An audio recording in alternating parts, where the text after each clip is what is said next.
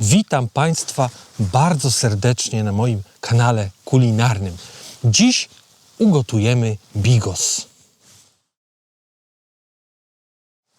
Dzień dobry. Jak widać za moimi plecami, jesień już bardzo intensywnie pojawia się w przyrodzie norweskiej, dlatego zamiast jeździć na dalsze trasy, co nie do końca jest przyjemne, bo na przykład dzisiaj jest 6 czy 7 stopni i jest bardzo mokro na asfalcie, to dzisiaj postanowiłem nagrać Wam coś, czego nie nagrałem w tym filmie, w którym prezentowałem Wam cały mój sprzęt kempingowy. Powiedziałem wtedy, że nie będę nagrywał niczego, nie będę mówił o elektronice, ponieważ wielu z Was prawdopodobnie nie nagrywa filmów na YouTube, dlatego nie byłoby sensu rozgadywać tematu, ponieważ to jest dość obszerny temat i tego sprzętu mimo wszystko trochę jest. Robię o tym osobny odcinek, w którym pokażę Wam wszystko, co wożę w tankbagu i co jest mi w sumie niezbędne do tego, aby nagrywać filmy, które oglądacie. Tankbag, który mam, to jest tankbag Givi. Ten tankbag to jest bezpośredni następca tankbaga, który miałem na poprzednim DL-u, też Givi. On był prawie identyczny. Taka sama konstrukcja chyba, taka sama pojemność, tam 21 litrów do 25 albo do 27 litrów z kieszenią, tutaj taką przezroczystą na górze, z pokrowcem wodoodpornym i z 2 kieszeniami. Oczywiście to jest tankbag z tanklockiem. Na baku mam pierścień, który pozwala to zapinać. Jak na ten moment bardzo jestem zadowolony. Zresztą z poprzedniego modelu byłem zadowolony tak samo z racji tego, że to jest prawdopodobnie bezpośredni następca. A tak myślę, ponieważ nie widziałem w ofercie tego poprzedniego, nawet chyba na stronie Givi nie ma tego poprzedniego modelu. Co ja w tym tankbagu mam? Pokażę Wam kompletnie wszystko. Ja powiem Wam kompletnie wszystko, co posiadam. Najpierw pokażę Wam to przede mną, ponieważ nagrywam całość kamerą DJI Osmo Action 4, która u mnie jest zawsze na kasku. I tutaj mam ten mikrofon bezprzewodowy DJI Mic 2.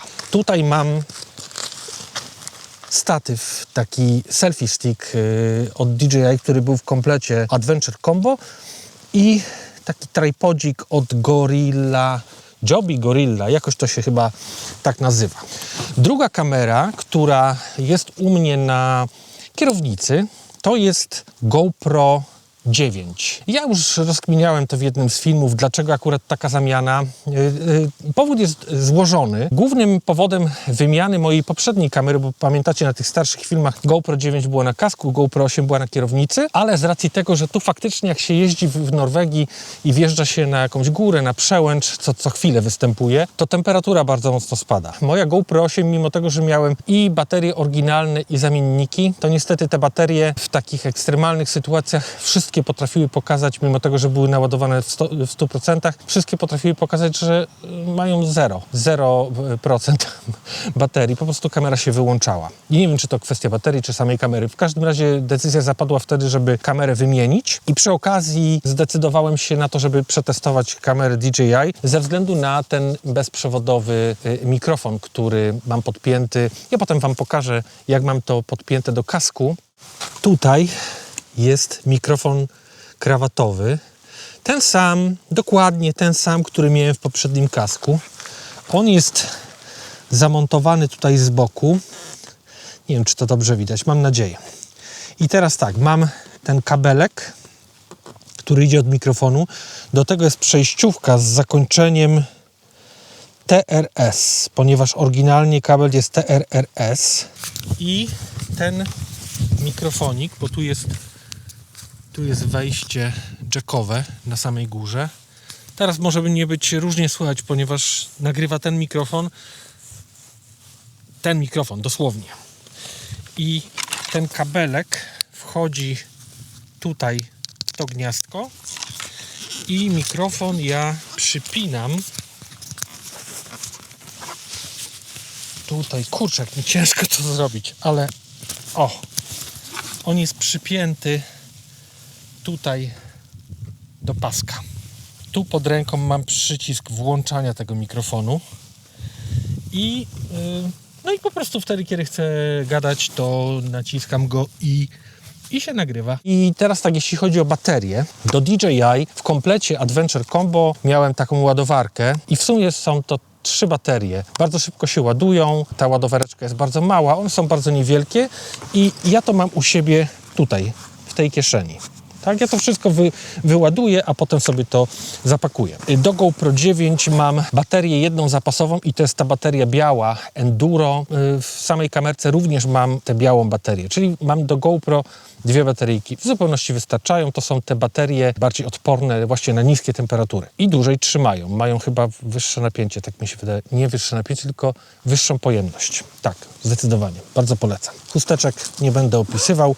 Zawsze ze sobą do nagrywania również mam, to jest iPhone 14 Pro z takim case'em, nie pamiętam tej amerykańskiej firmy. To jest taki case, do którego mogę podłączyć, to jest filtr, też ND, jakby zmienny filtr ND. Ci, którzy wiedzą, do czego jest filtr ND, to wiedzą. Reszcie nie będę tłumaczył, bo po prostu to jest zbyt złożone. Tu chodzi o ekspozycję, o klatkarz i tak dalej, i tak dalej. Czyli aparat, telefon iPhone 14 Pro z tym case'em, do tego filtry. Na górze w tej kieszonce przezroczystej mam wszystkie kable, które są mi potrzebne, czyli USB-C, zwykłe USB do iPhone'a, do ładowania, ładowarka do motocykla. Nie wiem, nie mam pojęcia, co to jest za ładowarka. Ja kupiłem ją tutaj w Norwegii. Ona ma 20 czy 30 watów na USB-C. Ten Power Delivery, to jest to szybkie ładowanie i Quick Charge 18 watów. Tutaj Power Delivery 30 watów. No, ładuje się bardzo szybko, wszystko sprawnie działa, żadne bezpieczniki nie wyskakują, nie wybijają, nic, żadnych problemów z tym nie ma. Ja to schowam, bo to się potem mi pogubi. Tutaj oczywiście mam ten pokrowiec przeciwdeszczowy, już go nie będę wyciągał. W samym tankbagu tak naprawdę mam wszystko, co jest mi potrzebne do nagrywania. Ten statyw selfie stick, który pokazywałem, i tripod Gorilli, on też jest tutaj, tu się mieści, to jest niewielkich rozmiarów, więc tu też się to mieści. Dron, który mam ze sobą, nie wożę go w żadnym pokrowcu, nie zabieram tej torby od DJI. No, ona jest fajna, bo wszystko się w niej mieści, ale ona jest też stosunkowo duża, więc wypełniałaby niepotrzebnie powietrze. Dlatego dron wożę luzem. To jest dron DJI Mini 4 Pro. Wcześniej miałem Mini 2, wymieniłem na Mini 4 Pro ze względu na to, że mogłem go przeklasować z klasy C0 na C1, czyli mogę latać nie 120 metrów od miejsca startu, ale 120 metrów od powierzchni gruntu, czyli faktycznie tutaj mogę latać nad górami, mogę sobie polecieć wzdłuż zbocza i polecieć nad górę. To było dla mnie istotne. No i oczywiście czujniki. Czujniki są bardzo dobre ze wszystkich stron, 360 stopni. Do tego bardzo dobra matryca, bardzo dobry tryb D-Lock, chyba tak to się nazywa, czyli ten profil płaski do kolorowania w postprodukcji i 10 bitów. 10-bitowa ta przestrzeń kolorystyczna. To dla mnie było bardzo istotne i to dla mnie robi dużą robotę, ponieważ ja koloruję moje filmy. Do tego kontroler, ten z wbudowanym wyświetlaczem. To jest chyba RC2, tak, RC2, DJI RC2. Miałem wybór albo telefon, czyli ten kontroler, do którego się podpina telefon, albo ten z wyświetlaczem. Wybrałem ten. Nie wiem dlaczego, chyba była bardzo dobra cena była. Ja to kupiłem w Norwegii, więc cena była mega. Case od GoPro 9 właśnie wożę ładowarkę do drona i jakieś tam duperele, jak nie chcę, żeby mi coś latało, czy baterię, czy coś, to sobie wkładam tutaj w ten case. Tu mam case z plecaka Usui, tego czarno-czerwonego plecaka, który czasem mogliście zobaczyć na moich filmach. W nim był właśnie taki case'ik, który się wkładało do jednej z kieszeni. Tu można właśnie jakieś narzędzia wrzucić albo cokolwiek, czego nie chcielibyśmy, żeby nam latało po plecaku. Ja to wykorzystuję do sprzętu, który nie chciałbym, żeby mi latał po tankbagu. I co ja tutaj mam? Mam powerbank. To jest chyba Baseus i ja przepraszam, że może źle będę wymawiał niektóre rzeczy, ale tak mi się wydaje, że to jest Baseus. 20 000 mAh. W zupełności mi to wystarcza. Ja w większości przypadków to ja po prostu jadąc podpinam tę ładowarkę zapalniczkową i ładuję na bieżąco właśnie, czy to ładowarkę od drona, przeciągam kabel do tankbaga i po prostu podpinam w tankbagu. Ale jeżeli na przykład nie doładowałbym, bo nie wiem, cokolwiek, z jakichkolwiek powodów, to tutaj jest 20 000 mAh, to jest bardzo dużo. Jak dojeżdżam na kemping albo na miejsce, gdzie nocuję, podpinam sobie po prostu do powerbanku, doładowuję wszystko na maksa, co jest mi potrzebne, po czym od samego rana wpinam do ładowarki na ten szybkie ładowanie Power Delivery 30W i praktycznie po kilku godzinach mam go naładowanego na maksa. Bardzo dobry, nie pamiętam ile lat to już u mnie jest, ale jest, jeszcze nie spuchło, wszystko działa. Do tego tak z rozpędu rzadko kiedy używam, ale mam ze sobą Tascam DR05X. To jest stereofoniczny rekorder, który ma fajne mikrofony. Jak chce mi się nagrać dźwięki przyrody, dźwięki lasu, wody, to po prostu stawiam sobie to na statywie na 10-15 minut i nagrywam coś, co potem mogę włożyć do filmów. Wy prawdopodobnie możecie nie dostrzec tych dźwięków, bo ja sobie czasem je lekko przetwarzam.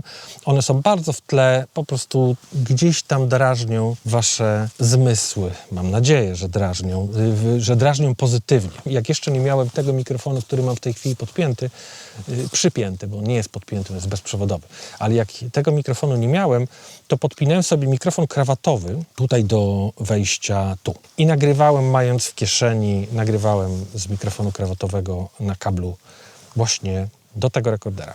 W tej chwili służy mi jako field recorder, tak? Czyli nagrywam tę przestrzeń. W sumie mam dwa rekordery, bo mam tego Tascama, który jest mniej profesjonalny od drugiego rekordera, który posiadam. To jest Zoom N5 chyba, czy H5 w domu. Nie wożę go, bo on jest dużo większy.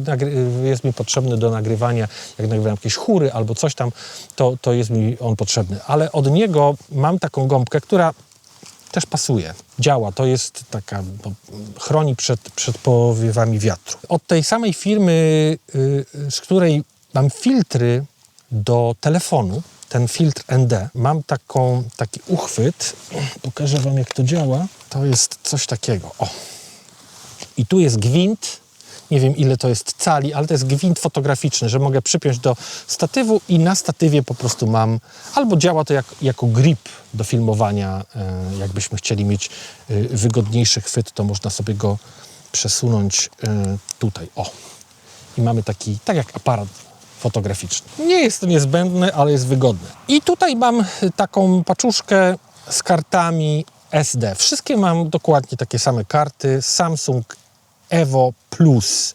To są te same karty, które mam od samiutkiego początku. 128, 4 128 i jedna 256. W sumie przestałem jej używać. W jednej z podróży ta karta zaczęła szwankować. Coś się zaczęło dziać. I ja ją potem sprawdziłem w domu. Wszystko ok, żadnych błędów tam nie było, więc nie wiem, co jest grane, ale na wszelki wypadek ją odłożyłem. Używam tylko 128. I teraz tak, w dronie mam 128, w kontrolerze do drona mam też 128, Osmo Action 128, w GoPro 128 i w zapasie mam po jednej na każde urządzenie. Wiecie, ja dużo nie nagrywam. To nie jest tak, że ja włączam nagrywanie i jadę przez ileś godzin i to mi się nagrywa. Nie. Ja po prostu włączam nagrywanie wtedy, kiedy uważam, że ma to jakiś sens. Więc ja nie zapełniam kart, ale zawsze jak jadę na dłuższą wyprawę, to zabieram jeszcze ze sobą laptopa. Mam 13-calowego malutkiego laptopika, bardzo lekkiego, bez żadnych wentylatorów, tam się nic w środku nie rusza, więc nie jest podatny czy narażony na jakieś drgania, no, więc nie montuję w drodze, ale zrzucam sobie, robię czasem selekcję tych ujęć i od razu wyrzucam to, co moim zdaniem się do niczego nie nadaje. Tych kart mi w zupełności wystarcza. Co jeszcze mam w tankbagu? Ładowarki. Takie do gniazdka.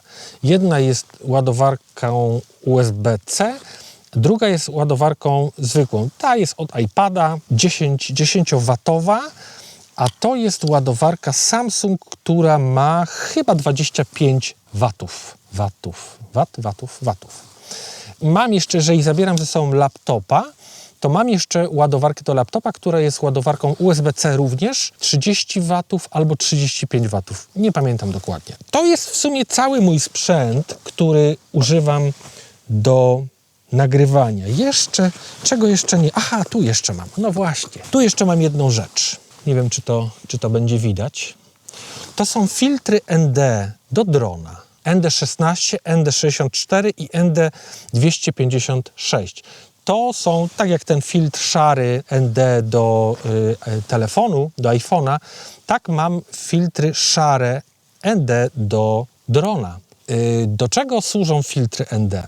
W skrócie, to są filtry szare, które przyciemniają troszeczkę świat. Tak jak mamy okulary słoneczne, to filtry ND, to oczywiście ci, którzy się na tym znają, mogą już jakby przewinąć sobie, bo to nie jest do nich, ale ci, którzy się nie znają albo nigdy tego nie będą używać, a chcieliby wiedzieć tak w skrócie, to są filtry, które zmniejszają ilość światła, która dociera do obiektywu czy na matrycę. Po to, żeby można było wydłużyć czas ekspozycji, żeby wprowadzić taki delikatny filmowy look, żeby bardziej rozmyć ruchomy obraz. To jest taki, wiecie, techniczny bełkot. Myślę, że jak wpiszecie w Google albo w YouTube, co robią filtry szare w fotografii albo w filmie, to dostaniecie na pewno bardzo dużo odpowiedzi. Tangbag prezentuje się właśnie tak, jest bardzo ładny, ma takie fajne zielonkawe wstawki w kolorze tego pokrowca.